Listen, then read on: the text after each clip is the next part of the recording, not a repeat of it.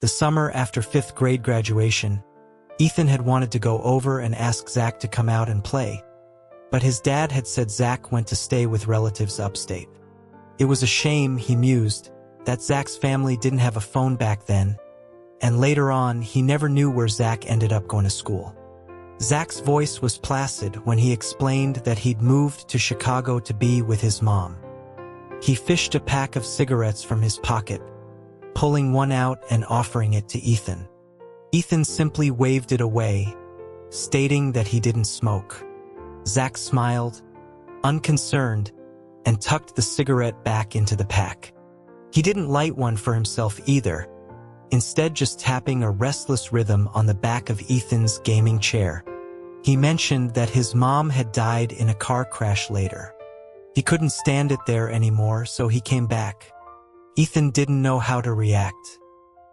He'd heard whispers about Zach's family troubles, had even seen a sliver of the grim reality himself.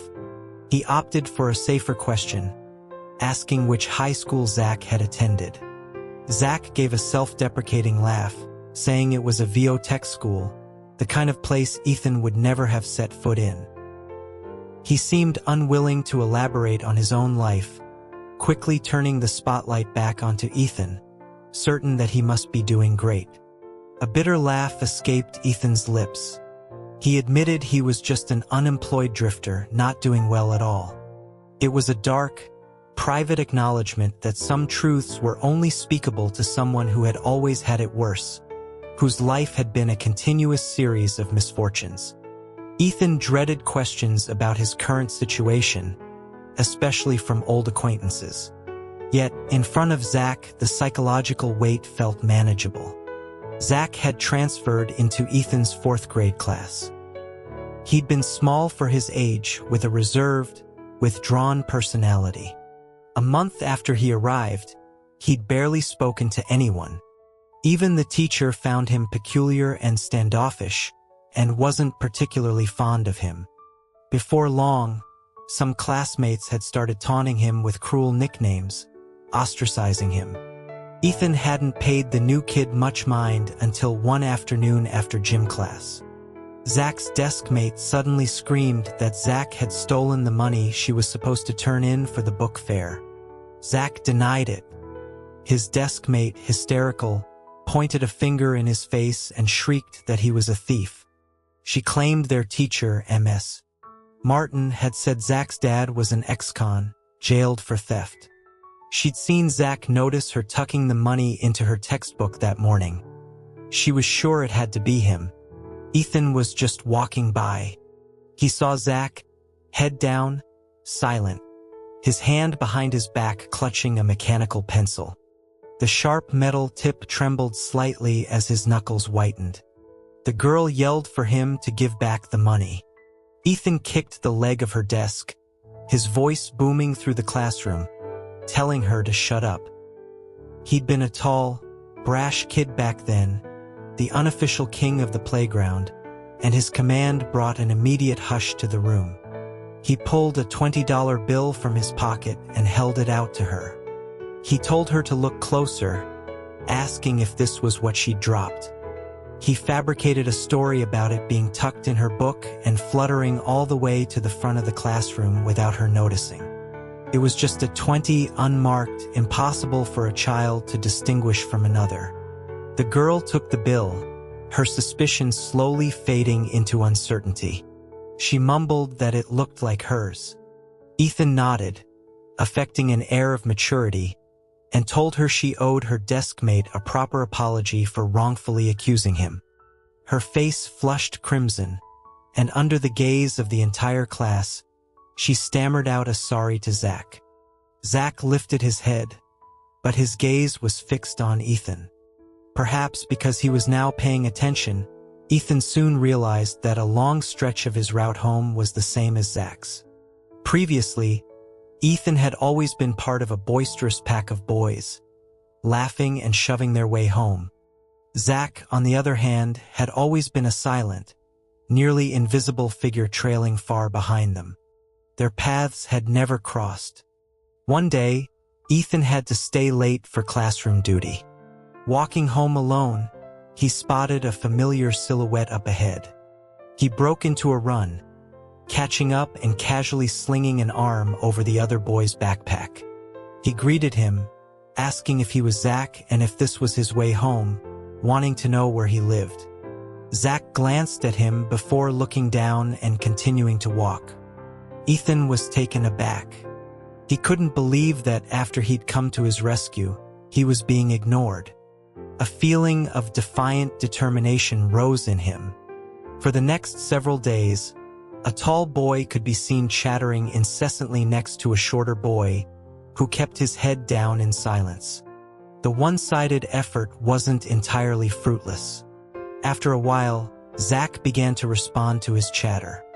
Ethan felt a surge of accomplishment, as if he'd successfully recruited a new follower. Zach remained introverted and somber in class, barely speaking to anyone else. It was only on their walks home, with Ethan talking his ear off, that he would open up. He rolled up his uniform sleeve to show Ethan the angry, raised welts on his arm, explaining they were from his dad's belt. Ethan's eyes went wide. He exclaimed that the man had gone too far. Zach's small face was a mask of numb composure.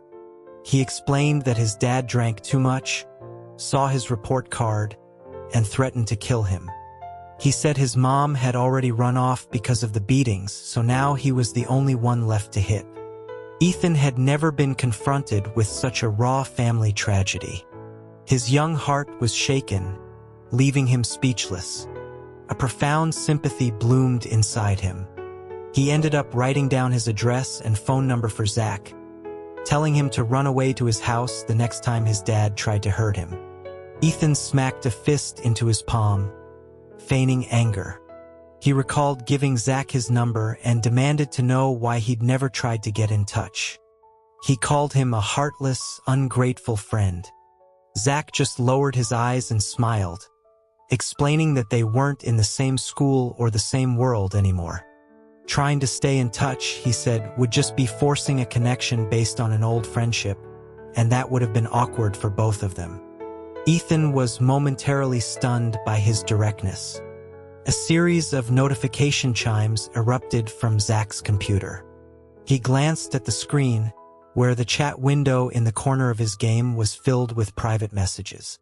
He turned to Ethan, asking if he wanted to join a match his friends were starting. Ethan shook his head, admitting he didn't know how to play. Zach looked at him as if he were an alien. He couldn't believe Ethan had never played Cosmic Saga. He jokingly asked if he came to a high-end gaming lounge to play Minesweeper or work on his typing speed. When Ken opened the door, he expected Ethan to have already eaten and retreated to the bedroom, given that it was past 9. Instead, the living room was brightly lit. On the dining table sat a pizza box and a container of pasta, still warm. Ethan was on the sofa, a slice of pizza in his mouth, completely engrossed in his phone. He was so focused he didn't even hear Ken come in.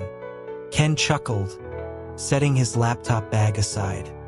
He circled behind the sofa and suddenly wrapped his arms around Ethan's shoulders, planting a kiss on his ear and announcing his return. Ethan nearly flung his phone across the room. He twisted around, complaining that Ken had made no sound and had scared him half to death. Ken just smiled, asking what had him so captivated. Ethan excitedly showed him the paused video on his phone, asking if he'd ever heard of Cosmic Saga. He explained that it was a hugely popular game and he'd been watching a live stream. Ken naturally had no interest in games. He shook his head, ruffling Ethan's hair. He told him to watch it later and come eat with him. Ethan placed his phone on the coffee table and stood, following Ken to the dining table. He mentioned passing a pizza place on his way home that looked good and wanted Ken to try it. Ken nodded, casually asking if Ethan had gone out that afternoon. Ethan said that he had. The internet at home was down, so he went to a LAN center. He shot a quick glance at Ken as he spoke. Before Ken could finish his thought, Ethan interrupted him, bubbling with excitement, asking him to guess who he'd run into at the gaming lounge. He revealed it was Zach, asking if Ken remembered him. Ken paused for a moment, the name taking a second to register. A look of surprise crossed his face. He recalled the transfer student Ethan had been close with in elementary school and remarked on the coincidence. Ethan confirmed it was him, using his hands to show how much taller Zach had gotten. He said Zach was more talkative now, a completely different person. Ken smiled, remarking that it had been many years, so a big change wasn't surprising. He then changed the subject, asking if Ethan had finished the online assessment. Ethan fell silent, a hesitant look on his face. Ken's brow furrowed slightly as he asked what was wrong. Ethan scratched the back of his neck, his gaze drifting away. He confessed that he'd gotten too excited seeing Zach and they had talked for a while. Ken pressed his hand, telling him to be honest. Ethan knew he couldn't evade it. He admitted that Zach had invited him to play a couple of rounds. He thought he'd have enough time, but he'd lost track and missed the window for the assessment. He closed his eyes in resignation, apologizing, calling himself an idiot, and telling Ken to just yell at him. But Ken remained silent. Ethan opened his eyes to find Ken looking down, his expression unreadable. A shiver of apprehension went through him. He grabbed Ken's arm, his voice laced with anxiety, asking if he had disappointed him. Ken sighed softly and looked up, his eyes full of a gentle helplessness. He asked if, deep down, Ethan even wanted this job at all. Ethan started to protest that it was his own fault, but Ken cut him off. He told Ethan to think carefully about whether he was trying to explain himself to Ken or to himself. Ken took Ethan's hand, his gaze intense. He stated with certainty that Ethan wasn't the type to get lost in distractions. He admitted it might have been his own mistake, that he'd been so focused on helping that he hadn't considered Ethan's feelings, hadn't asked if he even liked that kind of work. And Ethan, Ken continued, didn't trust him enough. He was afraid of hurting their relationship by rejecting his help, so he forced himself to try. Ethan's expression was a mix of turmoil and confusion, as if he himself wasn't sure what he truly thought. His eyes darted around the room. He said he didn't know, that he wasn't sure if Ken was right. He insisted he didn't hate the job opportunity, or at least had no reason to. He claimed that he truly had just lost track of time, and if he hadn't run into Zach. Ken interrupted, suggesting that if he hadn't met Zach, he might have finished the application. But then he might have made a mistake on the test, or performed poorly in the interview. Ethan looked at him, confused. Ken smiled. He recounted a story from his second year of law school in the States. A partner at a prestigious firm had given him a chance, asking him to send over a report he'd written in college by 9 a.m. The next day, the report had room for improvement, so Ken had pulled an all-nighter, nearly doubling its content. He then asked Ethan to guess what happened next. Ethan guessed that the partner was impressed and offered him a full-time job. Ken flicked him on the forehead, asking if he thought his life was a movie. He explained that after finishing the report, he was exhausted and decided to rest for a bit before proofreading and sending it. He'd fallen asleep and didn't wake up until the next afternoon. Ethan looked at him, astonished. Recalling the incident, Ken didn't seem too regretful. He smiled serenely, explaining that when he woke up, he just told himself the opportunity was gone. He didn't even try to salvage it. When he later told his classmates, they thought he was insane for missing such a great chance over something so simple. He had joked at the time that the firm was in Chicago, and that was too far away. Ethan looked at him in disbelief. Ken's lips curved into a knowing smile. He admitted that once he said the words out loud, he realized it was the truth. He had thought about it later and concluded that deep down, he never really cared about the offer from that firm. There were plenty of law firms in New York. He had no reason to move to Chicago for an internship. But that thought seemed arrogant, so he felt obligated to make an effort. But no amount of superficial effort could overcome his deepest-seated feelings. He asked if Ethan understood what he was trying to say. Ethan was stunned for a moment, then gave a wry smile. He remarked that he was the one who screwed up, yet Ken was the one comforting him. He understood Ken was telling him to follow his heart, but he felt he didn't have the luxury to do so right now. Ken told him not to think that way, insisting that he was exceptional, better than most. He stood up, leaned down, and enveloped Ethan in a hug, patting his back reassuringly. He told Ethan that he'd been watching him for a long time. Even if Ethan didn't believe in himself, he should believe in Ken's judgment. Ethan wanted to say something, but in the end, he just held Ken tighter, his fingers clenching the fabric of Ken's shirt. Ethan hung up the phone with a weary sigh. The recent reunion with his mother, Lauren, had broken the ice between them. Although she had been cold to him when he refused to move back home, they had re-established contact.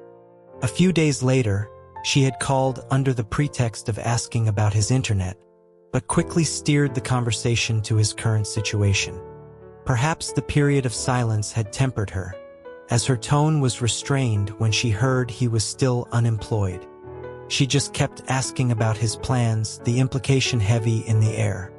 Ethan, not wanting another fight, had been polite and evasive. After the incident with the online assessment, a sense of guilt toward Ken had spurred Ethan into action. He spent the next few days diligently applying to several companies and preparing for interviews. One of the largest firms had already called him for a second-round interview next week. It seemed promising. A faint feeling grew in him that his luck might be about to turn. But he kept this from both Lauren and Ken, perhaps accustomed to facing uncertain outcomes on his own. Just as he put his phone down, it buzzed several times in succession. It was a series of messages from Zach. The head player for the WST team was streaming. Zach had started recording it for him. Ethan hesitated before replying that it wasn't necessary. He was already watching. Zach sent a simple "oh" and went quiet, presumably engrossed in the stream himself. Ethan felt a familiar itch. Telling himself it would just be for a little while, he clicked the link Zach had sent. Cosmic Saga was undeniably one of the hottest competitive games in the world. Just a few rounds at the LAN center under Zach's guidance had been enough to hook even Ethan, who had never been a serious gamer. However, he had keenly sensed Ken's ambivalent attitude toward his gaming, so he had dutifully refrained from installing it on his home computer, satisfying his craving with the occasional live stream. The official stream had several times its usual viewership today, all there to witness a master at work. The WST Pro lived up to his reputation, his gameplay fierce and experienced, creating a spectacular advantage early in the match. Zach's message had come a bit late, however. By the time Ethan joined, it was the streamer's final match of the day. When it ended, Ethan was left wanting more. Zach apparently felt the same, as a message from him arrived almost immediately. He stated that it was over. Ethan found this amusing and replied in kind. Zach then asked if he had ever played the chaotic melee mode, mentioning that the streamer had played an incredible match in that mode last Christmas Eve. Ethan felt the conversation tapering off. Zach had a way of piquing his interest. To maintain his resolve, he had previously told Zach his home computer couldn't run the game. Otherwise, it wouldn't have taken much for Zach to pull him back in. He replied tactfully, reminding Zach that his computer couldn't handle it, but he would look up the match when he had a chance. Zach's response was immediate. Come find him and he'd show him. Ethan demurred, saying he was busy with his job search but would try to find time later. Zach didn't reply. Ethan wondered if he was being deliberately distant. It wasn't just Zach's appearance that had changed. His personality was vastly different from his childhood self. Sometimes, chatting with him on his phone, Ethan felt like he was talking to a stranger. He wasn't opposed to rekindling their old friendship, but faced with this somewhat unfamiliar old friend, he felt a bit lost. It seemed the older one got, the greater the distance between people became, and the more guarded interactions were. After a few days of preparation for the second interview with Reuniting Solutions, Ethan felt confident. He had a strong feeling that this time it would go smoothly. The Reuniting building was in the heart of the city's tech hub, not far from his apartment. He arrived early and, after checking in with the HR representative, was led into a spacious conference room. Sunlight poured through the floor-to-ceiling windows, momentarily giving him the illusion of being back in Ken's office. Perhaps because it had been so long since he'd seriously prepared for anything, a wave of nervousness washed over him. After a while, the door opened and a man and a woman walked in, carrying laptops. The man, around 40 with a stern expression, sat down without even looking up and told him to introduce himself. Just as Ethan began to speak, the man's phone rang. He gestured for Ethan to continue while he took the call. The woman next to him, seeing Ethan's hesitation, gave his resume a little shake and offered a reassuring smile, telling him to go on, that she was listening. When Ethan finished his introduction, both interviewers looked at the man, who was still on the phone. The woman, Kathy, gently prompted him. Mr. Davis finally glanced up at Ethan, said a few more words into his phone, and hung up. He obviously hadn't heard a word Ethan had said, so Kathy had to lead the questioning. She asked why. After leaving his last job in March, he had been looking for work for almost 2 months. Ethan nodded, explaining that he just hadn't found a suitable fit. Mr. Davis cut in abruptly, asking if he was looking for a job in a very niche field. Before Ethan could respond, Mr. Davis fired off another question about why he had resigned in the first place. Ethan hadn't anticipated this question. It didn't seem relevant. But sensing the man's abrasive nature, he quickly formulated a response.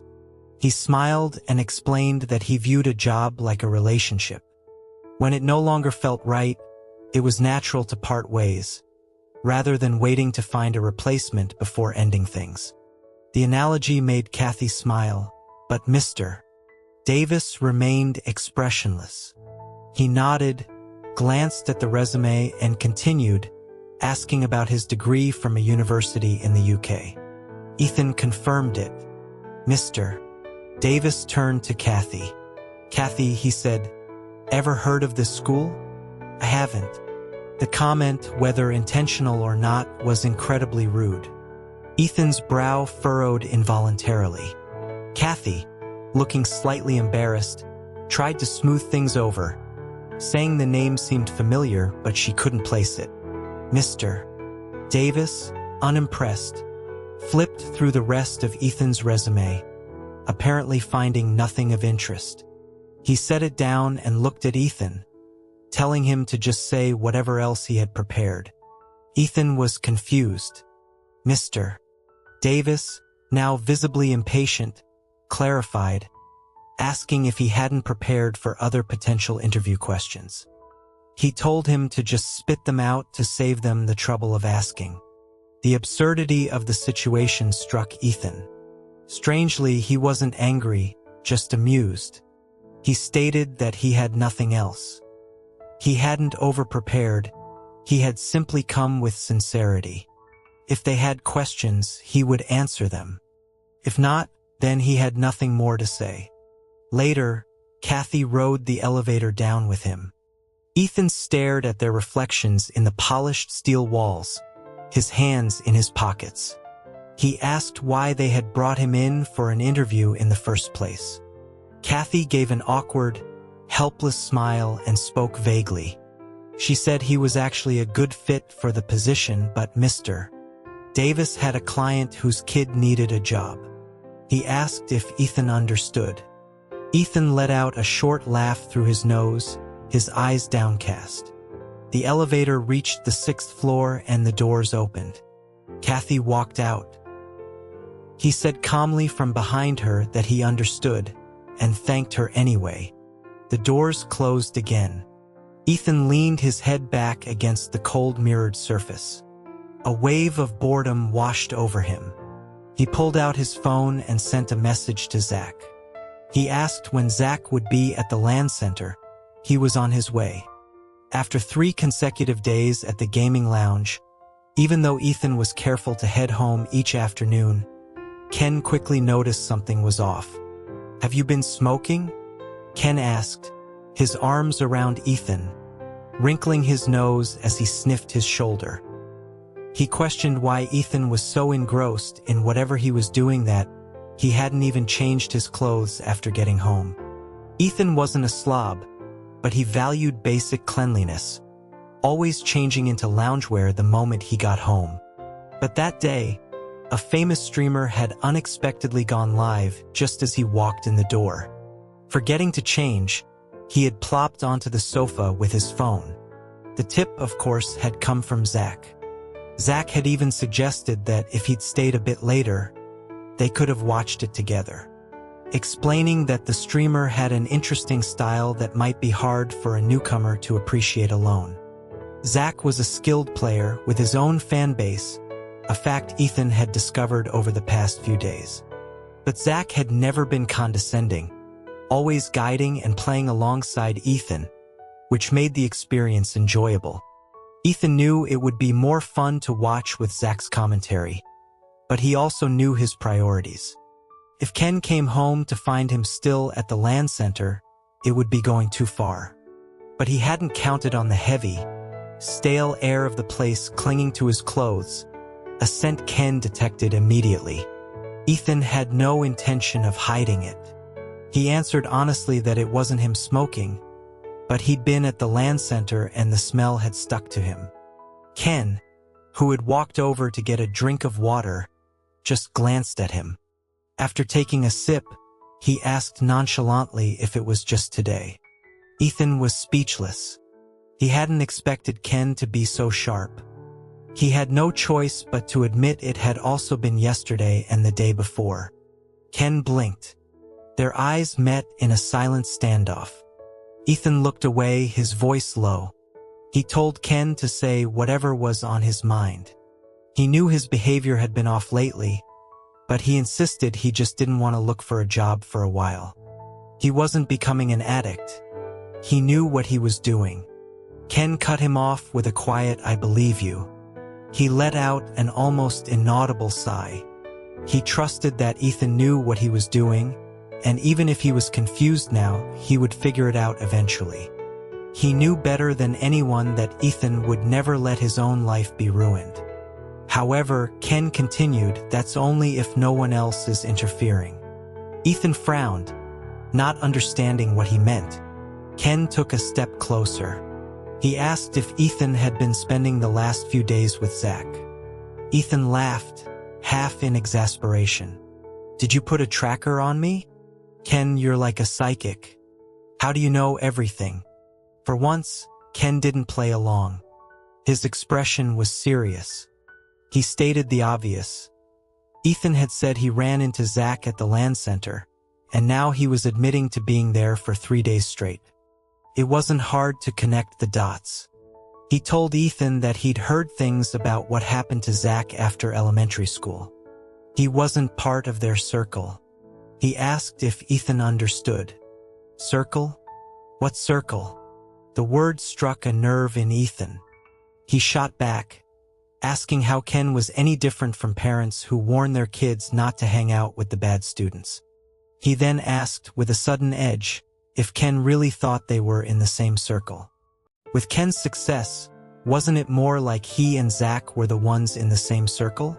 The words hung in the air.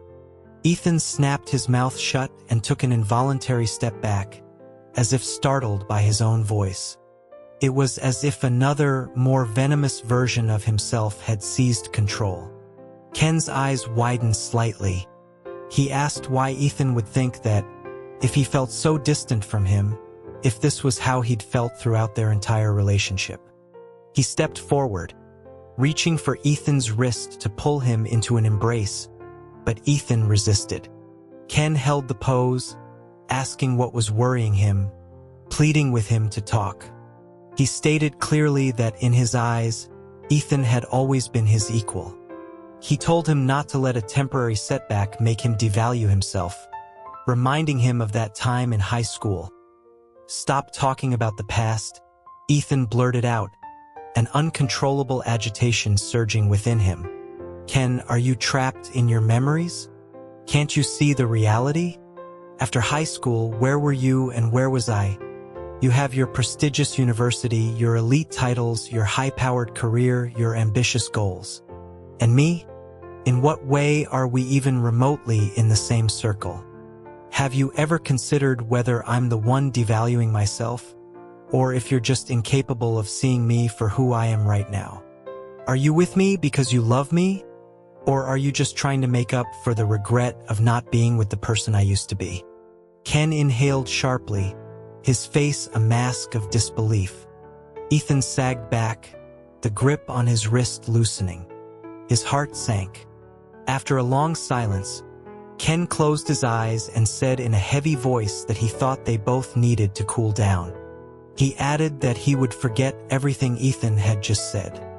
With that, he turned and went into the bedroom, leaving Ethan alone in the living room. When Ethan woke up on the sofa, the living room was pitch black. He groaned, rubbing the stiffness from his neck as he stretched.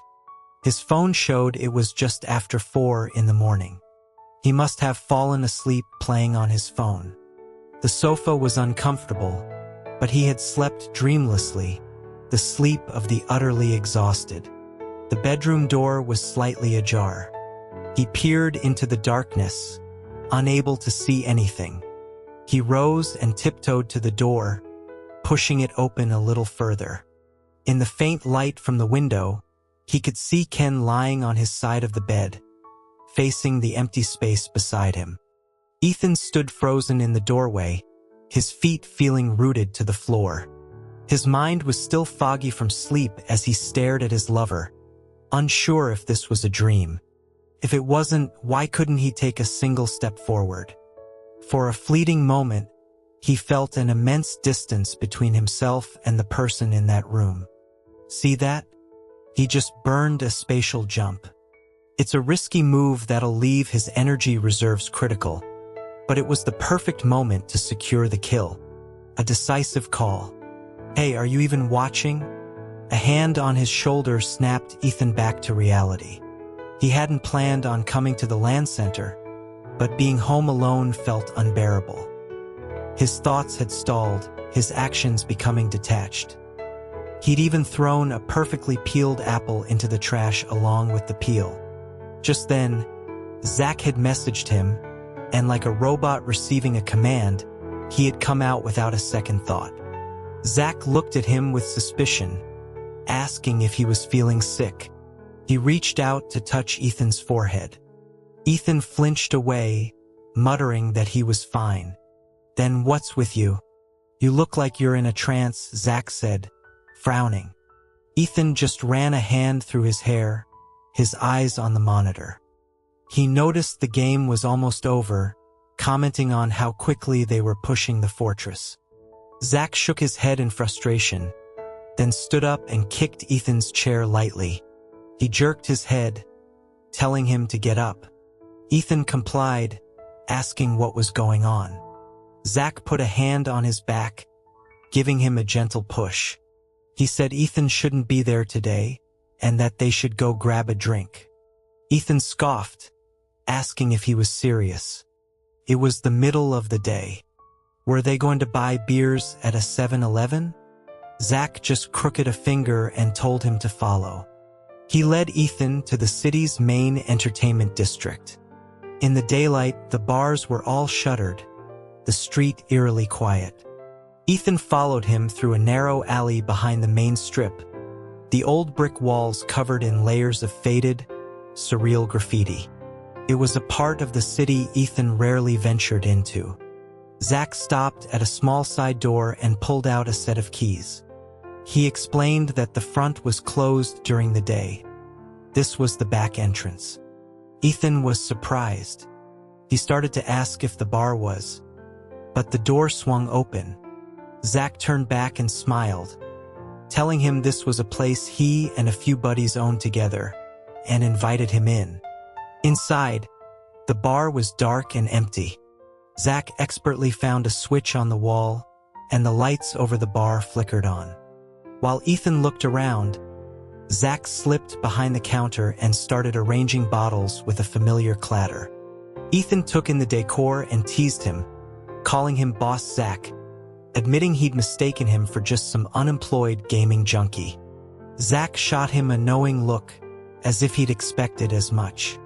He tapped his fingers on the shelf of liquor, asking what Ethan wanted to drink, adding that it was on the house. The offer made Ethan laugh.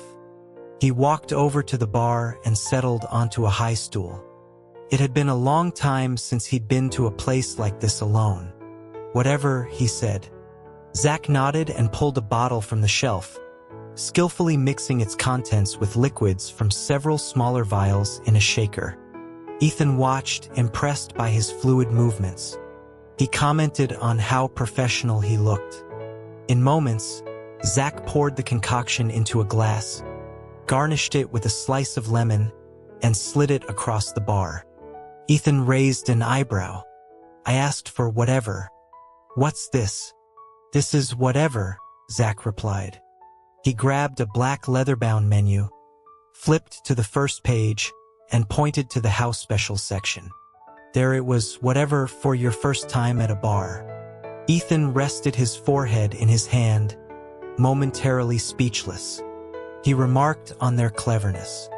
Zach smiled, explaining it was the first drink he had ever created after learning to bartend. His mentor had liked it and asked for its name. Zach couldn't think of one, so he had just said, "Whatever." Ethan took a sip, noting that it was actually good. He confessed that when he was younger, he had also dreamed of being a bartender. Zach poured himself a whiskey and leaned against the counter, his gaze fixed on Ethan. He asked what his reason was. Zach had only learned because he was working at a bar to make money. Ethan snorted. His reason was simple, because it looked cool. Zach seemed puzzled by this. Ethan asked if he didn't agree. Zach nodded thoughtfully, then turned the question back on him, asking if Ethan thought he was cool. Ethan nearly choked on his drink, sputtering and laughing until his face was red. He asked if Zach had any shame. Zach just smiled and downed his whiskey in one go. Ethan applauded his tolerance. Zach scoffed, looking at the empty glass as if the amount was nothing. He noted it was a shame Ethan couldn't hold his liquor. He had a lot of good stuff and had planned to help him drink his sorrows away. "Drink my sorrows away?" Ethan's smile faded. He stared into the shimmering liquid in his glass and spoke in a low voice, asking if getting drunk would make the problems disappear. He knew he'd still have to face the pain when he woke up. Zach was silent, seemingly at a loss for words. Ethan took another sip, his head still bowed. He asked distractedly if a person shouldn't want things that don't belong to them. Zach asked what he meant by that. Ethan shrugged and looked up. He didn't know, he said. Maybe like a family that was barely scraping by but insisted on keeping the most expensive, purebred pet. Zach frowned, arguing that if he owned the pet, it belonged to him. If he'd felt he couldn't afford it from the start, he wouldn't have brought it home. Ethan pressed, asking if he wouldn't feel unworthy, if he wouldn't feel sorry for the pet. Zach looked at Ethan's troubled face, his gaze deep and steady. He answered calmly that all that mattered was that the pet was willing to come home with him. The words struck Ethan. His fingers, which had been gripping the glass, slowly relaxed. The summer night arrived late. The sky lingered in a state of twilight as a pale moon rose. Ken walked out of the office building with his colleagues. As he checked his watch, someone asked him why he, who usually rushed home right after work, was willing to join the single squad for dinner. They teased, asking if his wife had gone to visit her parents. Anna, walking beside him, smiled elegantly. She asked when Ken had gotten a wife, reminding everyone that he lived with a friend. Someone laughed, saying it was a poor excuse, that they were a veteran and couldn't be fooled. They asked directly if he had fought with his wife. A flash of annoyance crossed Anna's face. Before she could speak, Ken answered, "Yeah." Anna turned sharply, her expression one of utter disbelief. "Ken, you're joking, right?" Someone else misinterpreted her, agreeing that they couldn't imagine Ken arguing with anyone, especially not his wife. The group erupted in good-natured laughter, enjoying the rare chance to tease him. Ken managed a weak smile. Just then, his phone rang. He saw the caller ID, "Oh Sol Mio," and immediately dropped back from the group to answer. "It's me," he said. A short laugh came from the other end. "Not even going to say my name? Are you still mad at me?" Ethan's voice seemed to shatter the thin layer of ice that had formed between them over the past few days. Ken wiped a hand over his face, his tone shifting instantly. He said he wasn't mad, that actually the other day, "Don't say it. Just turn around." Ken understood. He spun around and saw Ethan standing not far behind him, one hand in his pocket, the other holding his phone to his ear. Their eyes met across the distance. Ethan spoke into his phone, his tone half-joking, saying he'd been waiting downstairs for ages, only for Ken to walk right past him. He thought Ken was still angry. Ken told him to wait a second. He put down his phone, hurried to catch up with his colleagues, explained something quickly, and then turned back. Ethan stood his ground, watching quietly as Ken approached. "I'm sorry," Ethan said first. Ken looked at him, his expression a complex mix of emotions. He raised a hand as if to embrace him, but mindful of their surroundings, settled for placing it on his shoulder. Ethan pulled something from his pocket. He told Ken that since it was his day for driving restrictions, he had come to pick him up as an apology.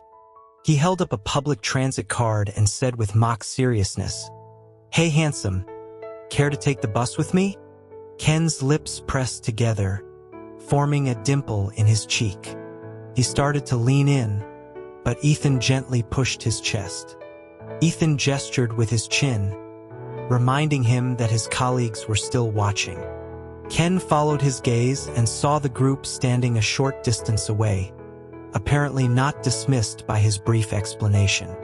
Since they had been seen, Ken had no choice but to lead Ethan over to them.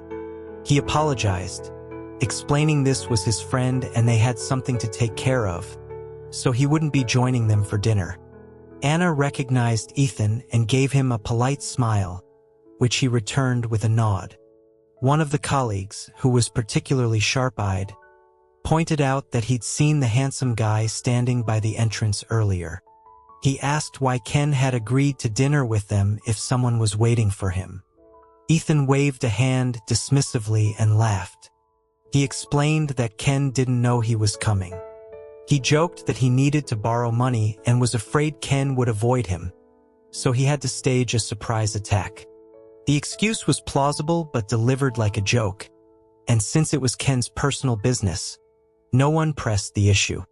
As they laughed, one of them added that he should hurry up and get the money. Once Ken moved to New York, it would be much harder to collect. Ken's expression froze.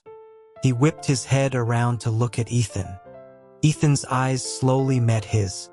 He asked, "New York?" Someone confirmed it, saying he was being transferred to the headquarters in New York and would be leaving in a couple of months. A cacophony of car horns erupted as two cars scraped against each other. failing to swerve in time. The traffic light turned red. The gridlocked cars blared their horns in a chaotic chorus. Amid the noise, Ethan thought he heard Ken speaking to him, but Ken's lips were tightly sealed, his eyes filled with an undeniable anxiety. "Ethan, listen to me. I was wrong to hide it from you, and I'm sorry, but I didn't expect it to happen so fast. I hadn't found the right time to tell you. I was originally transferred back from the New York headquarters with the intention of staying in the country temporarily.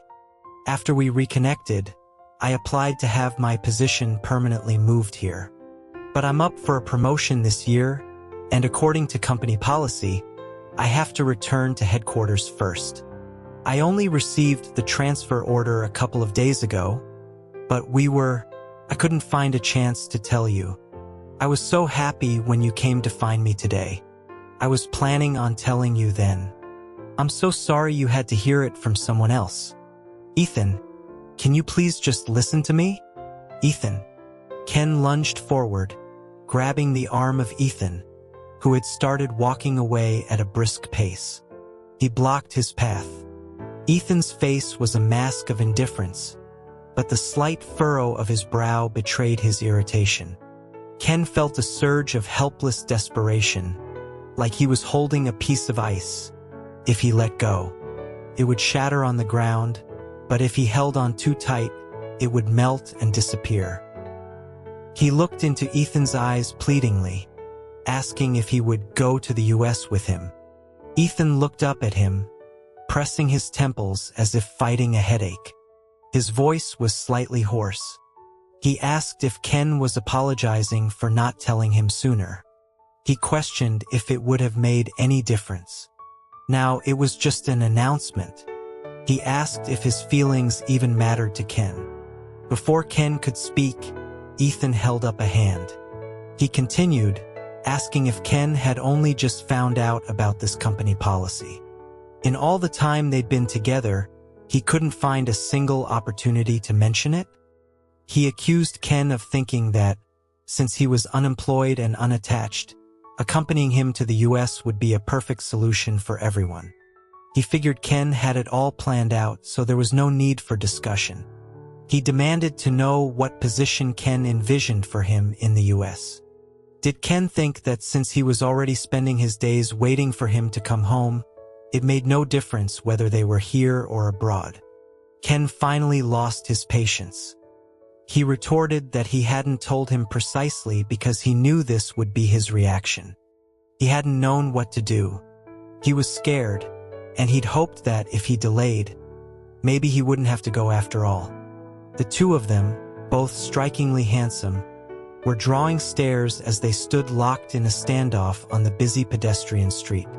Ken took a deep breath, his grip on Ethan's hand loosening.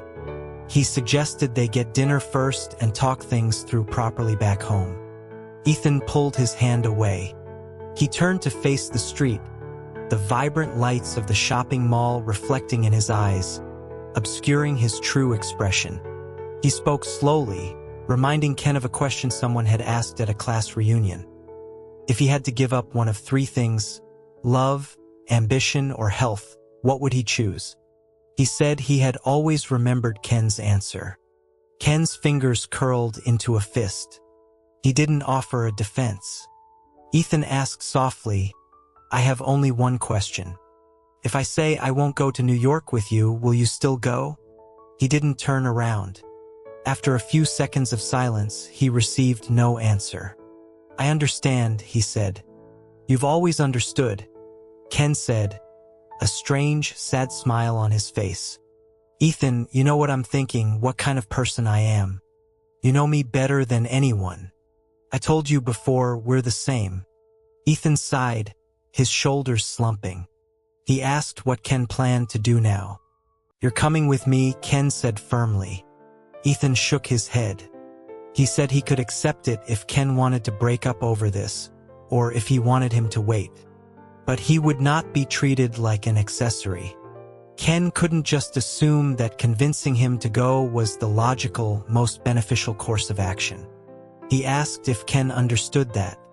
The word breakup made Ken's expression shift dramatically.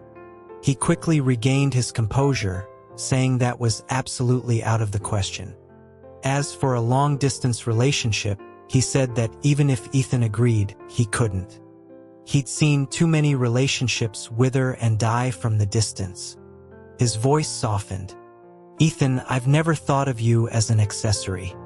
I can't bear to be without you." A sharp, aching pang shot through Ethan's heart. He gritted his teeth. It seemed they had reached an impasse.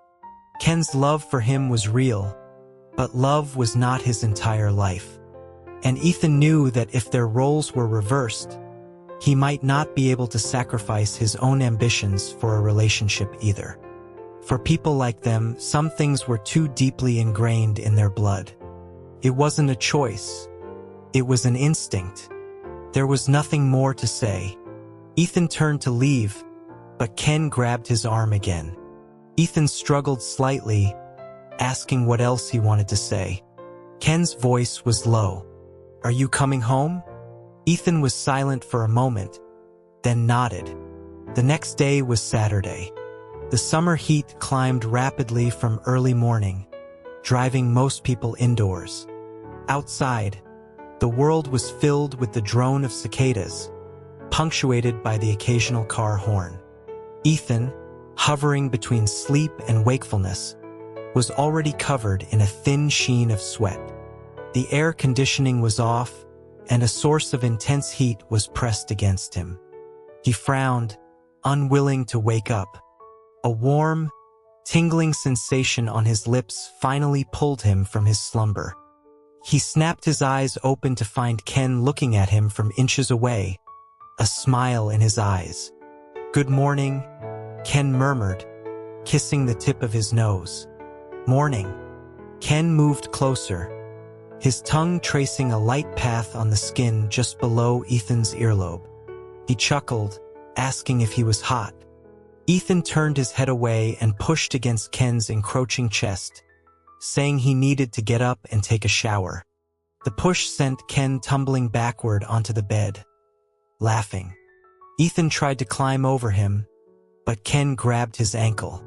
"What do you want?" Ethan asked, exasperated. Ken's fingers gently massaged his ankle. After a moment of silence, he asked if Ethan had any plans for the day, suggesting they go to the archery range. Ethan told him to let go of his hand first.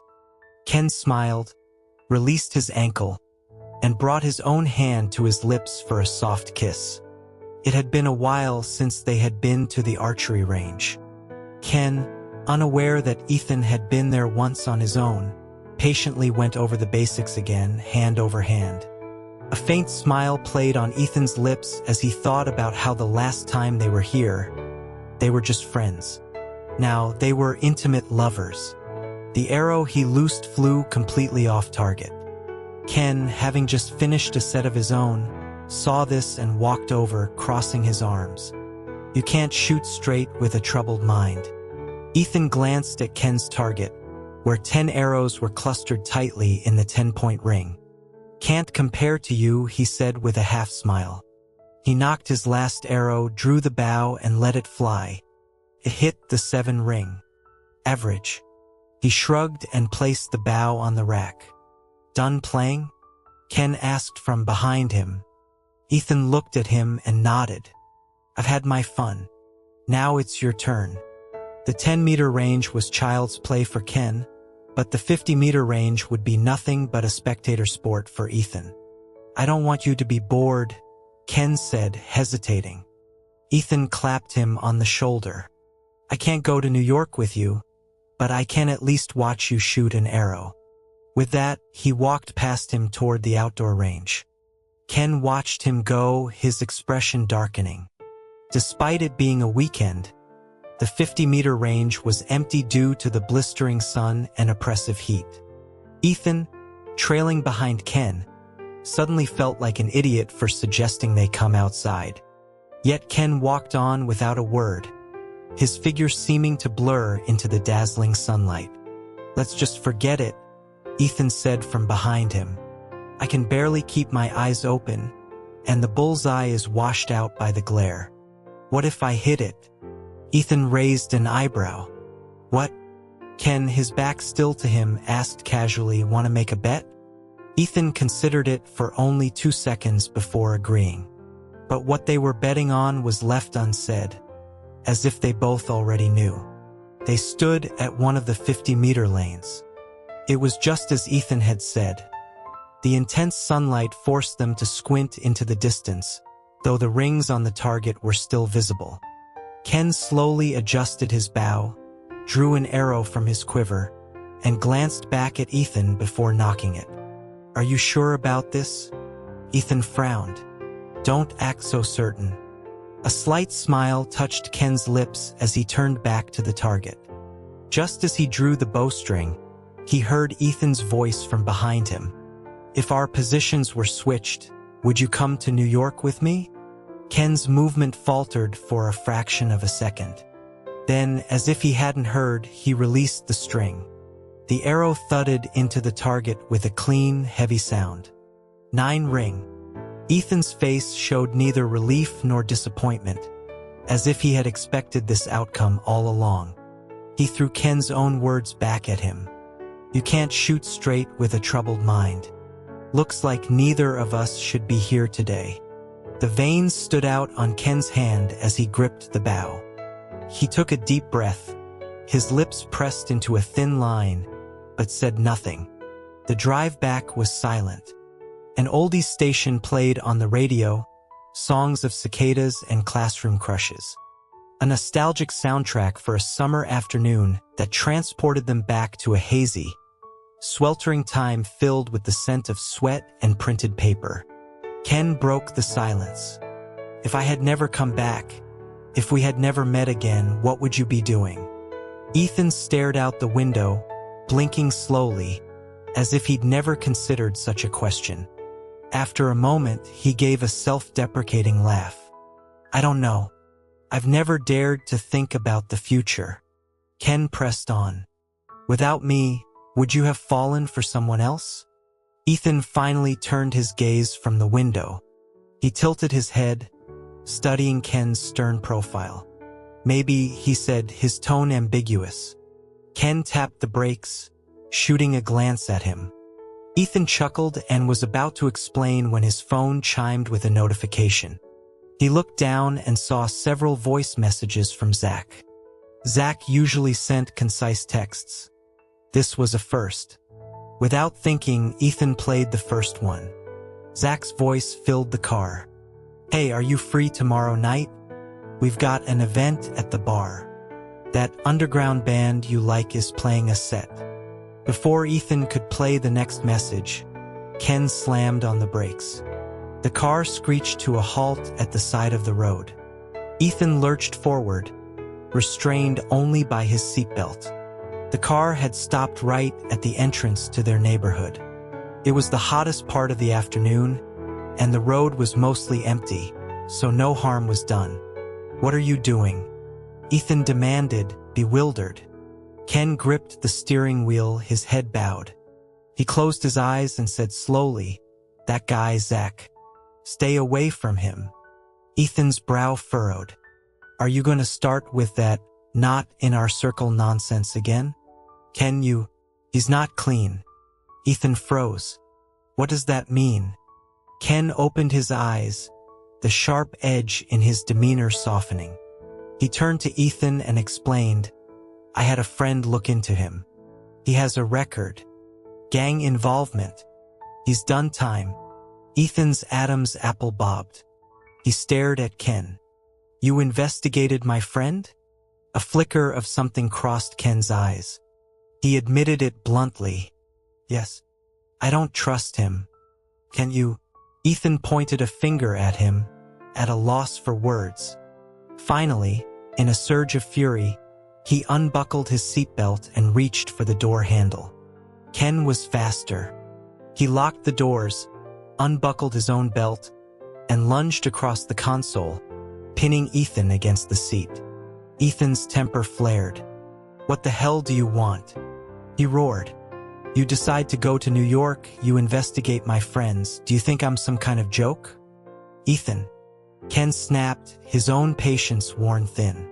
You're getting this worked up over Zach? You won't come to New York with me, but you'll keep this ticking time bomb around? Have you thought about how I feel? I have no idea what you're talking about. Ethan struggled, but Ken held him fast. If you don't let go, we're MMPH. Ken crushed his lips against Ethan's, a desperate, punishing kiss. Their teeth clashed, and the taste of blood filled their mouths, but neither pulled away. Ethan wanted to punch him, but he couldn't bring himself to do it. When Ken finally released him, Ethan's lips throbbed with a fiery pain. Ken didn't look much better. Ethan jabbed a finger at his chest, then wrenched open the car door and stormed away without another word. Ken leaned his forehead against the steering wheel and slowly closed his eyes. Ethan returned to the apartment alone. When Ken still hadn't come up after a while, an unidentifiable feeling settled in his stomach. Exhausted, he collapsed onto the bed, his mind a chaotic mess. He had forgotten to reply to Zach's messages. He drifted off to sleep. He was in a deep, groggy sleep when the ringing of his phone startled him awake. Outside, the sun was setting. Ethan pressed his brow, trying to clear his head. The caller ID showed it was his mother, Lauren. He answered, surprised. Hey, Mom. What's up? Lauren's voice was clipped. Come home right now. I need to talk to you. Her tone was strange. He asked what it was about. Just get over here, she said coldly, and hung up. Ethan didn't know what was happening, but he had a bad feeling. He knew there was no escaping it. With a silent, weary sigh, he got out of bed. He walked into the living room. There was no sign that Ken had been back. He glanced around the empty apartment, not knowing what he was looking for. This feeling of being lost had been with him for a while now. It was the same feeling that made him reject Ken's olive branch at the archery range, even though he knew what Ken was trying to do. He felt like a stubborn, unmovable stone, always choosing the path most likely to be wrong. He skipped dinner and went straight to his childhood home. He wasn't hungry anyway, and Lauren's tone suggested whatever was coming wouldn't do much for his appetite. But he never could have anticipated what happened the moment he walked through the door. Lauren's hand cracked across his face. Shameless, she hissed. What kind of deviant things have you been doing behind my back? The shock lasted only a second. Then, a chilling realization washed over him. How had she found out? What did she know? He had no time to process. He had long ago considered the possibility of coming out to his family, but he had never dared to imagine their reaction. Now he knew. He saw the profound disgust, shame, and contempt on his mother's face. Her lack of questions meant she was certain. He had been outed violently and without a chance to explain. Lauren pointed a trembling finger at him, her voice shrill. What cat got your tongue? I don't have a son as disgusting as you. No wonder you insisted on moving out so you could be with that. You're mentally sick. How could I have raised a son like you? Overcome with rage, she slapped him again. This time, the blow cleared his head a little. How did you find out? He asked, his voice raw. I saw it with my own eyes. This afternoon, in a car on a public street, with another man. Do you have any idea what the memory seemed to choke her. Her chest heaved, and she slapped him a third time. Ethan took the hit without flinching. He probed the inside of his numb cheek with his tongue. How did you find my apartment? Lauren let out a cold laugh, as if shocked he could care about such details at a time like this. You think you could hide it from me? Your Amazon account is still logged in on the computer here. You'll have to try harder than that. Ethan hadn't thought of that. Lauren rarely shopped online. He'd forgotten his information was saved. She had found his new shipping address and, by some cruel twist of fate, had arrived just in time to witness the scene in the car. Ethan had been too distracted to notice anyone on the street. There was nothing left to deny. He confessed, "Yes, I'm sorry, Mom. I'm gay." His admission landed with the finality of a judge's gavel, settling the dust on a hopeless situation. "Sir, this piece is from our new Helios collection, crafted from our patented zirconium alloy. Comes in both a single diamond and a plain version. The one you're holding is the men's ring. There's a matching women's ring I can show you as well." The saleswoman's voice was bright and sweet as she enthusiastically pitched her products to the young man before her. "Would you also like to see our Galaxy collection? It features a multi-diamond design, a bit more ornate than the one you're holding. Our female customers tend to prefer this one." "No, that's fine," Ken said, his eyes downcast as he turned the black and gold ring over in his fingers. After a few seconds of silence, he made his decision. "Two of this one, please. Same size." The saleswoman was visibly taken aback. In her year of working there, she had never encountered a customer who made such a significant purchase after less than 3 sentences. She quickly recovered, her smile returning. "Of course, sir. Right this way to pay." For a customer as young, handsome, and wealthy as Ken, she couldn't help but be a little more effusive. As she processed his card, she asked if the rings were a gift for his partner. Seeing that both were men's rings, Ken simply raised an eyebrow in tacit confirmation. The saleswoman smiled tactfully. "We have many customers who buy matching men's rings. Sometimes couples come in to choose them together. Are you planning a surprise?"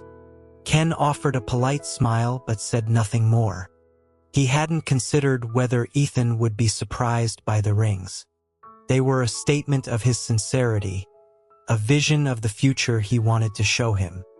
He could never have imagined that at that very moment, because of their relationship, Ethan was facing an unprecedented and crushing pressure.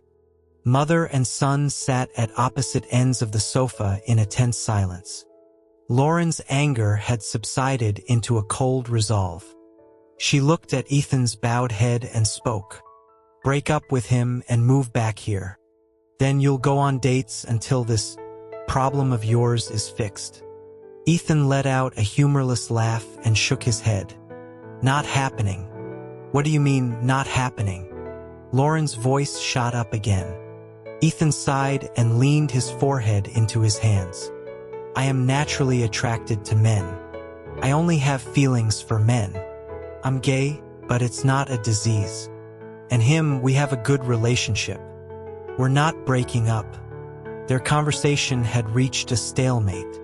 They were like beings from different planets, speaking but failing to communicate. Lauren saw Ethan as a rebellious youth, lost and defiant, and dismissed his words. "I know what you're thinking. I've been a teacher for years. Young people today want to be different. You think being gay is cool, edgy, that fighting against society gives you a thrill. Let me tell you, homosexuality is a sickness. It's rejected and despised by mainstream society. It's unnatural and immoral." A profound sense of powerlessness washed over Ethan. He didn't know where to begin. He knew any argument would be futile. Lauren frowned. "Next Sunday, I'm taking you to see a psychiatrist." A vein throbbed in Ethan's temple. "I'm not going," he said flatly. Lauren slammed her hand on the coffee table. "Liking men is a sickness, do you understand? It's a mental illness. What kind of man likes other men? Only effeminate freaks, they're not real men. If you don't get this fixed, your whole life will be ruined. You're the one who needs to see a doctor." Ethan couldn't stand her words any longer. He stood up, refusing to continue the conversation. "You stop right there." Lauren shot up after him. "Where do you think you're going?" Is that man living with you? Ethan paused, his hands in his pockets. No, I live alone. He just dropped me off today. Is that so? Lauren said, suspicious. Well, I don't care if you're living with someone or not. You have 3 days to move back here. If you're not back in 3 days, I'll go to your apartment myself. We'll see how you can face your neighbors after that. Ethan took a deep breath, fighting back a surge of anger. He closed his eyes tightly, then walked out the door without another word. He had assumed Ken would have gone back to his own place for the night, but when he opened the apartment door, the lights were on. Ken was just walking out of the kitchen with a cup of coffee. They both froze when their eyes met. "You're back," Ken said, a flicker of brightness in his eyes. Ethan mumbled a reply, dropped his keys on the entryway table, and headed straight for the bedroom. "I'm gonna take a shower if you don't need the bathroom." Seeing his grim expression, Ken assumed he was still angry about their earlier fight. He swallowed the words he wanted to say and watched Ethan disappear into the bedroom. When Ethan came out of the shower, Ken was leaning against the headboard, scrolling through his phone. Ethan ran a hand through his damp hair, hesitating. Suddenly, Ken made a small sound of surprise. "Hey, Wendy has a boyfriend," he said with a knowing smile. Ethan, caught off guard, nodded and asked how he knew. Ken turned his phone screen to show him a photo Wendy had just posted. Ethan nodded, not really interested, but as he glanced at the photo, his eyes snapped back to it. "What is it?" Ken asked. Ethan looked away, his gaze uneasy. "Nothing," he said quietly, wondering if he'd seen wrong. Ken, likely misinterpreting his mood, changed the subject, asking if he had plans for Sunday. Ethan said no. He didn't understand how Ken could act as if nothing had happened, making small talk so easily. He didn't have that ability. The weight of their conflicts was exhausting him. All he wanted was to turn off the lights and sleep. Ken's eyes softened. He smiled gently. "I saw a new Greek restaurant opened up nearby. Want to try it tomorrow?" Faced with Ken's hopeful expression, Ethan found he couldn't refuse. Before falling asleep, Ethan remembered something and opened his social media, scrolling down until he found Wendy's post from a couple of hours earlier. The photo showed a handsome young man with glasses, focused on preparing a seafood dish. The caption read, "Mr. Lee making a feast for me." Red heart. Ethan recognized the man's face and was shocked. Without thinking, he sent Wendy a message asking if the guy in her post was her boyfriend. Wendy replied almost instantly, "Yep. Why are you jealous? LOL JK, you're in my past. How have you been?" Ethan replied that he was okay. Wendy wrote back, "You're always so reserved. No wonder you're still single. Anyway, I'm off to enjoy my dessert." Ethan frowned, hesitating, and deleted the message he was about to send. A few minutes later, another message from Wendy came through. "Hey, did you study at CB University in the UK?" A knot formed in Ethan's stomach. He sat bolt upright in bed. Ken, lying next to him, asked what was wrong. "Nothing," Ethan said, clutching his phone as he got up. "Just getting some milk." Wendy's message continued. "My boyfriend saw your name and said he knows you. Weren't you guys classmates? You never told me. This is such a small world." Ethan leaned against the refrigerator, unsure how to reply. At the same time, a new friend request popped up on his phone. He had been debating whether to get involved, but now the person in question had reached out to him directly. Any hesitation vanished. He accepted the request and immediately sent a message. "What the hell are you doing? Eddie, long time no see. Eddie, wouldn't you say this is fate? Wendy being your high school classmate and all. Ethan, aren't you supposed to be back in Hong Kong? What are you doing here? Eddie, my dad's company expanded its business on the mainland. I'll be here for the next few years. Ethan, and what's this with you and Wendy? Eddie, we're getting older. Time to get back on the straight and narrow, you know? Have to give the family what they want. You understand, right? Eddie, but seriously, I've missed you. Want to grab a drink sometime? Eddie, are you still single? Ethan couldn't believe this man could so brazenly talk about a sham marriage as if it were the most natural thing in the world, and then shamelessly flirt with him. He let out a bitter laugh and typed, "You'd better break up with her. Fast. Otherwise, I'll tell her you're gay. There's no shame in being gay, but people like you are a disgrace." It took several minutes for the reply to come. Eddie, why do you have to be like this? If you tell her, you'll out yourself to all your old classmates too. Ethan, you think I'm scared? Eddie, you never change. Eddie, your family probably still doesn't know about you, right? I'm not like you. My parents are very traditional, and I have a sister trying to steal my inheritance. Can't you see the position I'm in? Eddie, this isn't the UK. You know the kind of pressure people like us are under here. And you want to ruin this for me? Ethan's face was a mask of cold indifference. He sent one last message. You have 1 week. Then he blocked him. The next morning, Ken woke up first. He glanced at the person sleeping beside him, then heard the faint vibration of a phone. He slipped out of bed quietly. Ethan's phone was buzzing on the nightstand. Ethan was sleeping soundly, so Ken let it be. After a moment, the call ended.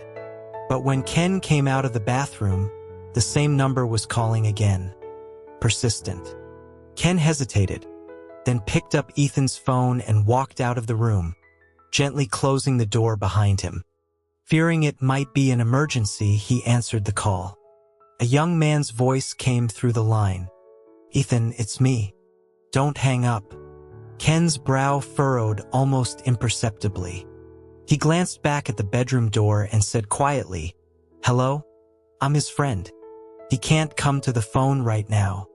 If it's urgent, I can take a message." There was a pause on the other end. Then the man asked abruptly, "Boyfriend?"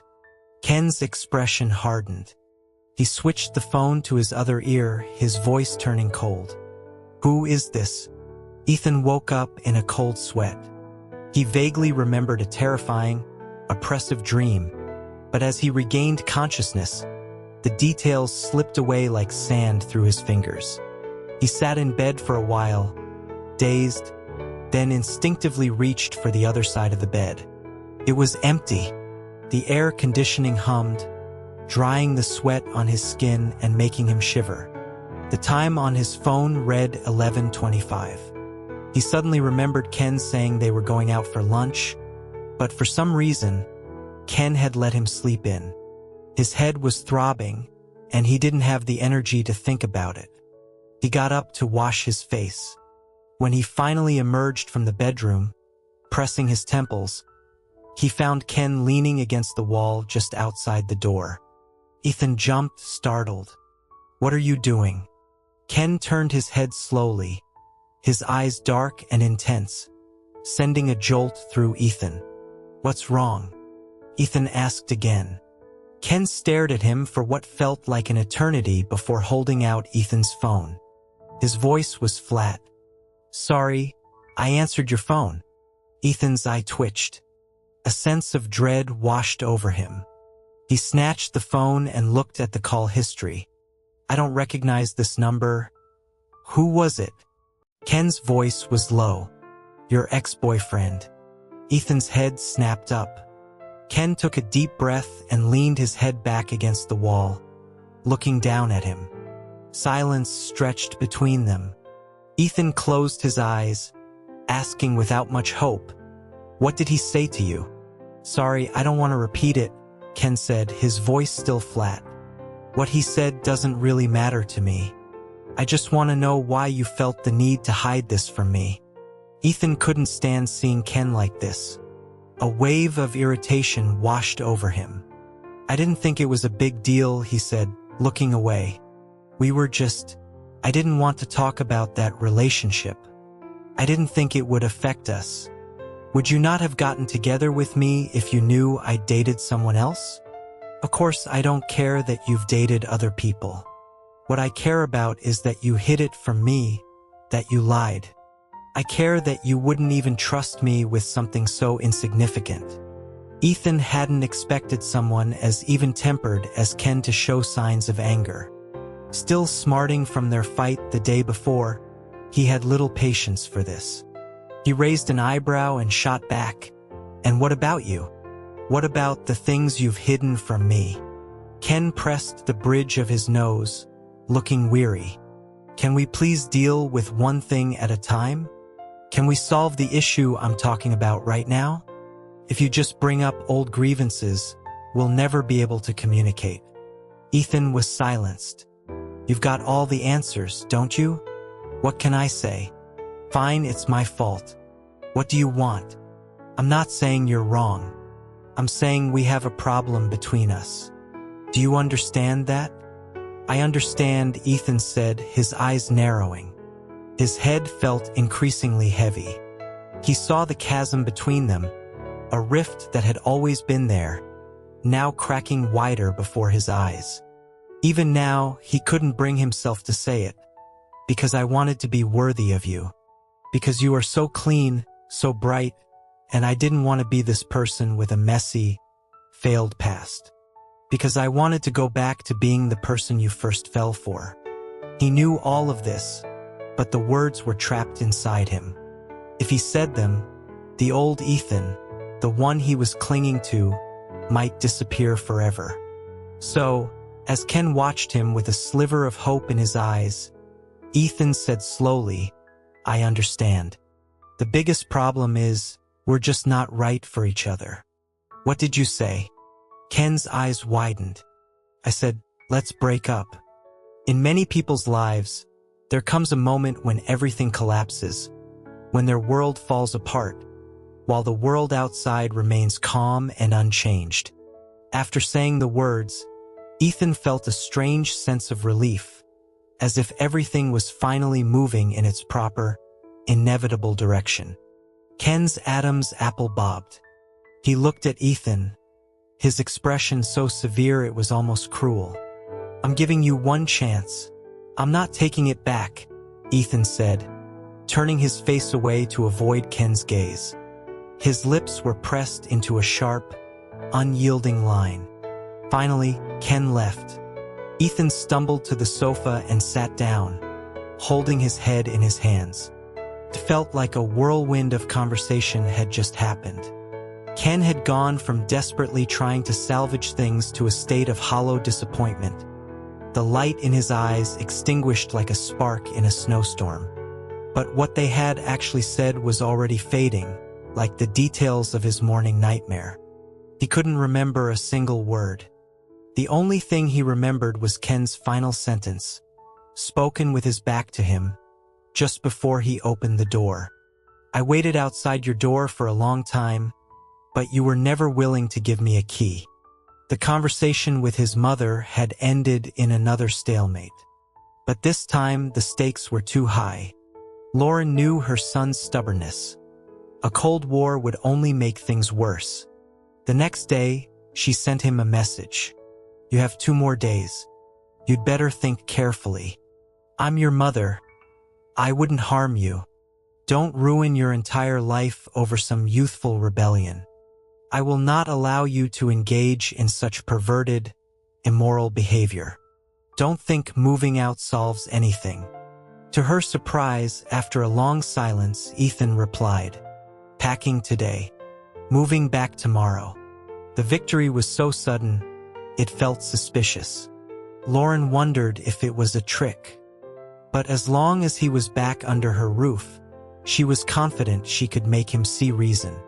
The lease on the apartment wasn't up until the end of the year.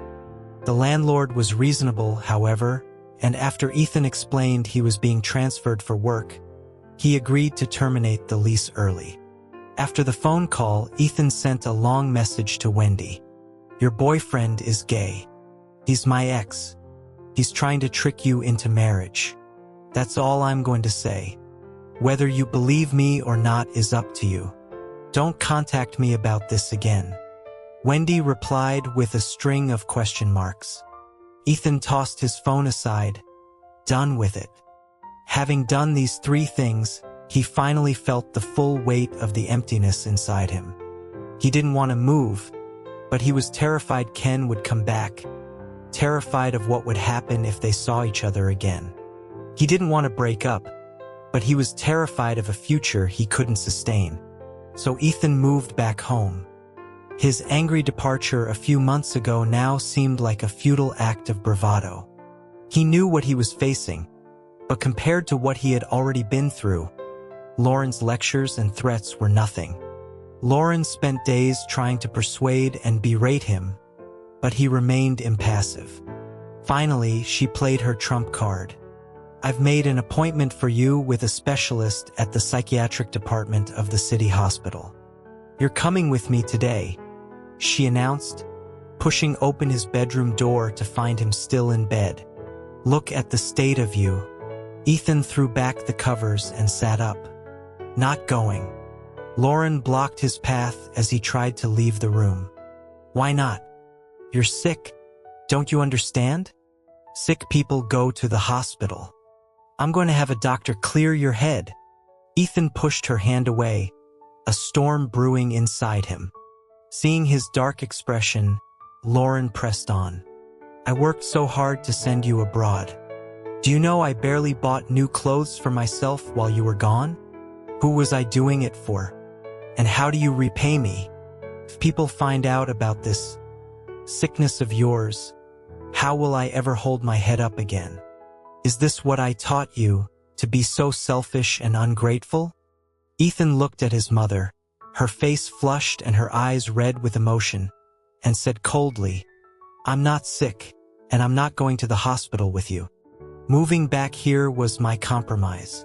Don't push it." "You bastard!" Lauren shrieked. "Listen to yourself.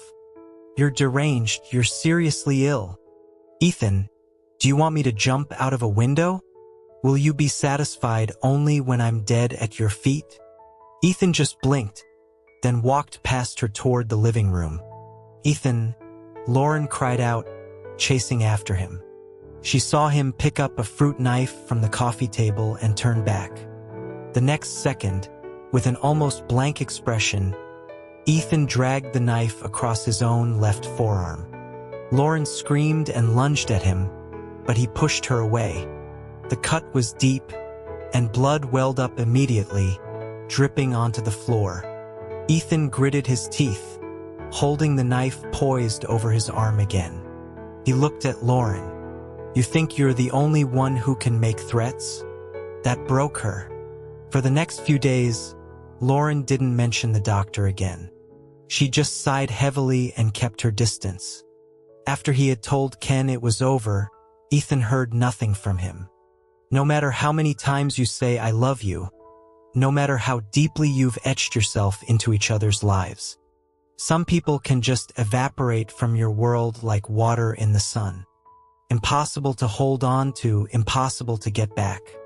Ethan woke in the middle of the night. Headlights from a passing car swept across his window. The wound on his arm, covered by gauze, throbbed with a dull ache, making sleep impossible. The night was a vast abyss, drawing out every sorrow, every despair, pulling his soul down into the darkness. He pressed his forehead, curling into a ball, and let out a silent scream. He didn't know how much more of this endless night he could endure. Just then, his phone lit up the darkness with a soft chime. At first, he didn't react. Then, an irrational hope surged through him. He scrambled for the phone and unlocked it. A new message. It was from Zach.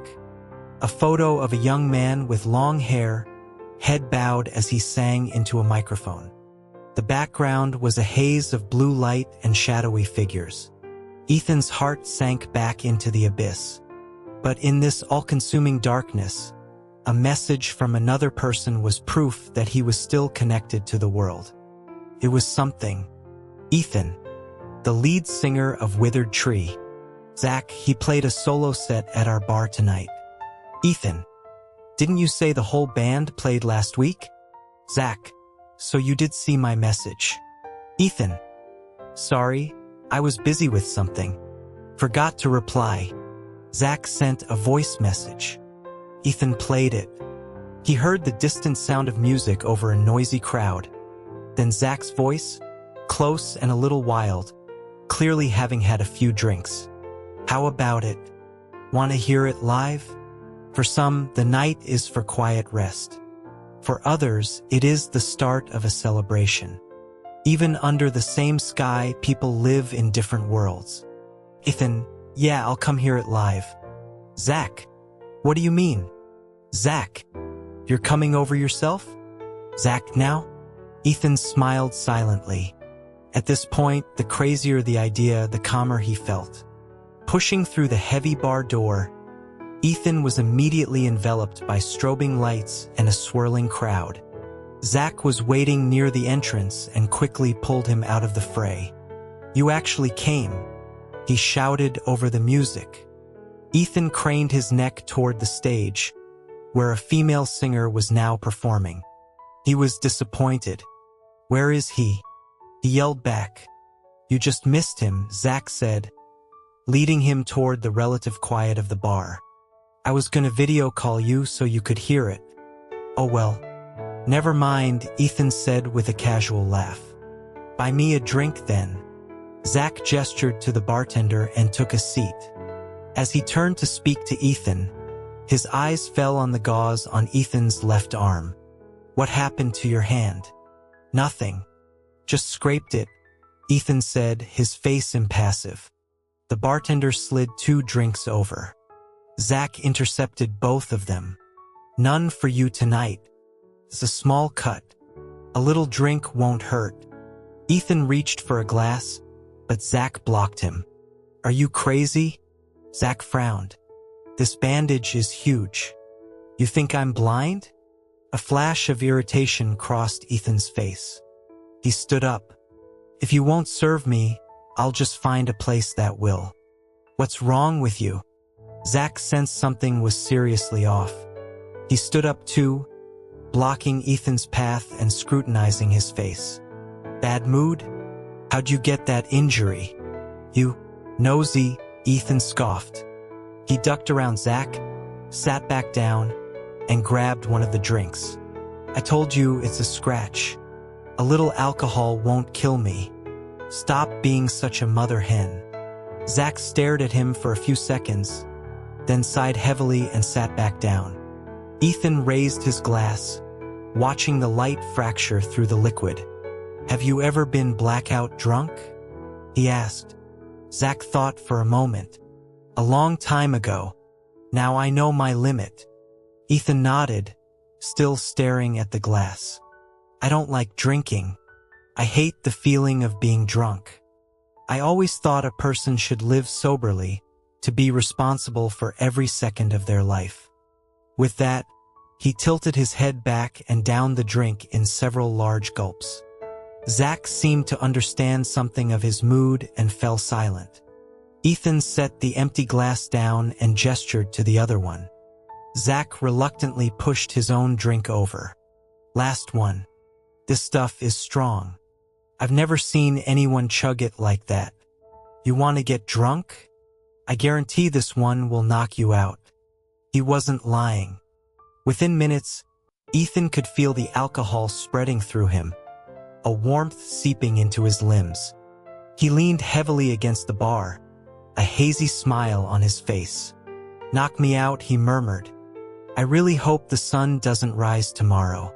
Sometimes, I wish I could just wake up back in high school and start over.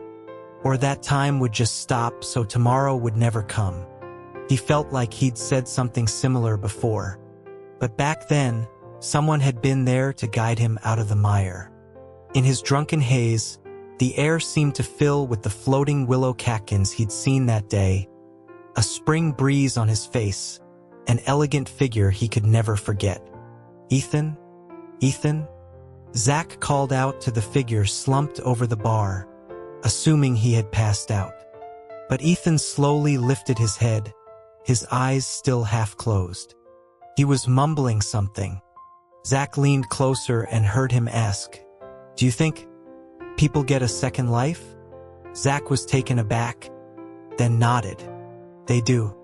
Then next time, I hope next time Ethan's voice trembled. He couldn't go on. A single tear escaped from the corner of his eye and traced a path down his cheek. The hangover was brutal. Ethan slowly became aware of himself lying on something soft. He pried his eyes open, his temples throbbing. He saw a white ceiling and a familiar light fixture. For a moment, he felt a sense of peace and closed his eyes again, his hand instinctively reaching out beside him. There was someone there. The person stirred and sat up.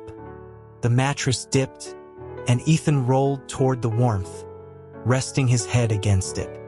His mind was still a fog, until a voice that didn't belong in this place spoke from above him. "Are you awake?" Every nerve in Ethan's body went taut. His eyes flew open. Zach, startled by his wide-eyed, panicked expression, leaned back. "What's wrong? Are you hurt? Why are you here?" "No, why am I here?" Ethan's voice was a rough croak. He coughed and sat up. He was still wearing last night's wrinkled clothes. Zach handed him a glass of water from the nightstand. Ethan stared at the half-empty glass, slowly piecing things together. He felt a profound sense of disorientation and could only nod his thanks. Zach ran a hand through his hair and yawned. He explained that he'd tried to get Ethan a hotel room near the bar, but he had insisted on going back to his own place, though it was a miracle he remembered the address in his state. He'd stayed to make sure Ethan didn't get into any trouble. He looked exhausted. Ethan was stunned. His first thought was to ask how Zach had gotten in. "Your key," Zach said, looking at him. "It was in your pocket." Ethan was confused. The landlord had given him until the end of the month, but when he left a few days ago, he had no intention of returning. He had left the key and the lease in a drawer at his mother's house. Hadn't he? The more he tried to remember, the less certain he became. Zach, seeing his dazed expression, sighed. "Still feeling it? Huh? Told you that stuff had a kick. You drank yourself into a blackout." Ethan nodded numbly, his mind feeling rusted and slow. Zach didn't seem to notice his distress. He asked casually, "Does someone else live here with you?" Ethan looked up, frowning, not quite processing the question. Zach looked away, a little uncomfortable. "Oh, I just saw in the bathroom. There are 2 toothbrushes, 2 cups. Is it a roommate or your girlfriend?" Ethan blinked. His mind was a complete blank. After a moment, he grabbed Zach's wrist. "What day is it? Thursday?" he asked, his voice strained. Zach laughed. "Are you still drunk?" "It's Sunday." "Is it?" "I can't remember." Ethan closed his eyes, an uncontrollable tremor running through him. Zach was alarmed. He grabbed Ethan's shoulders. "What's wrong with you?" When Ethan opened his eyes again, Zach saw pure, unadulterated fear. He was trembling.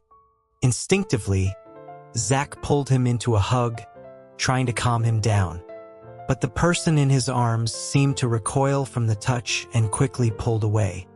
Ethan took a deep, shuddering breath. "I think," he said, his voice ragged, "I need to see a doctor." Ethan sat on the sofa, staring blankly at a vase on the table. The man sitting opposite him sighed heavily. "You know, as a therapist, patients like you are the most difficult. You know your own condition better than I do." "Yes," Ethan replied calmly. The doctor shook his head. "Depressive episodes can recur. But you haven't been back in 2 years. I thought you had recovered. Your case wasn't severe, and you had strong willpower and a rational understanding of your own psychology. I never expected it to get this much worse. Can you tell me what's happened recently, if you feel you can trust me? After a moment of silence, Ethan spoke.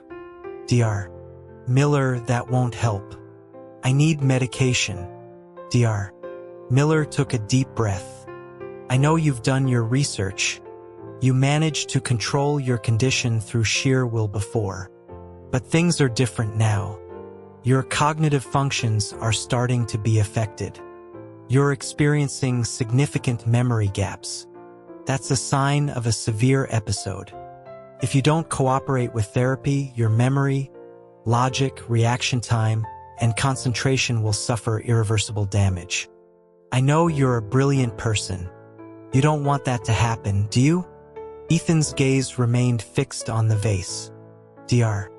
Miller continued, you wouldn't have come back to me if you didn't realize how serious this is. You know that self-regulation is no longer working. And tell me honestly, you feel like you're losing control, don't you? Ethan's gaze flickered. His eyes met the doctor's for a brief moment. Yes, he said. Dr. Miller adjusted his glasses. Depression can be fatal. I understand, Ethan said, his brow furrowed. I don't want to die. I may not have a reason to live, but I don't want to die. Dr. Miller nodded. You're under immense pressure. You've been holding on for too long without even realizing it. Right now, you need to trust me and work with me. Can things possibly get any worse than trying to fight this alone? Ethan said nothing. After a long silence, he began to speak, his voice low. I think the initial stressor was back in the spring, when Ethan walked out of the office. He saw Zach slouched on a sofa in the waiting area, an unlit cigarette between his fingers, looking agitated. Zach immediately stood up and strode over to him. Ethan apologized, saying he must have been waiting a long time and that he didn't need to come.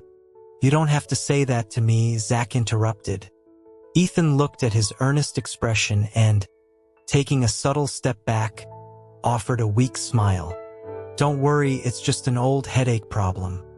It acts up when I'm stressed. Is that so? Zach said, clearly unconvinced. I looked him up. This Dr. Miller specializes in depressive and bipolar disorders. Ethan was amused by his seriousness. You even know what bipolar disorder is. Zach was momentarily speechless. You don't trust me? You don't want to tell me? The faint smile on Ethan's face disappeared. He thought for a moment. I'm sorry.